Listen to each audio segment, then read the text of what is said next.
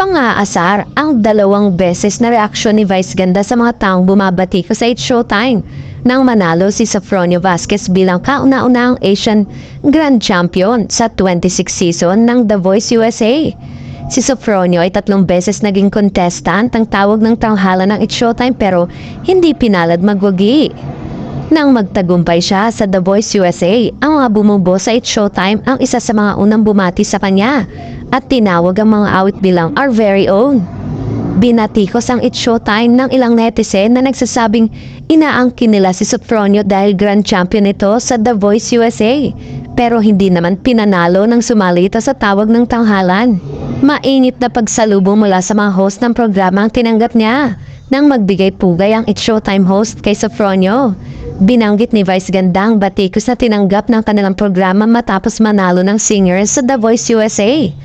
Naging vocal coach siya ng mga contestant ang tawag ng tanghalan. Hindi nyo alam yon kaya talagang pamilya siya kaya sabi pa ni Vice, kasunod ang isang belat para sa mga bumabati ko sa It's Showtime. Pinatotohanan ni Sofronio ang revelasyon ni Vice sa pamamagitan ng kanyang kwento na kinuha siya sa It's Showtime bilang voice coach ng mga contestant ang tawag ng tanghalan pagkatapos manalo sa singing competition na sinalihan niya.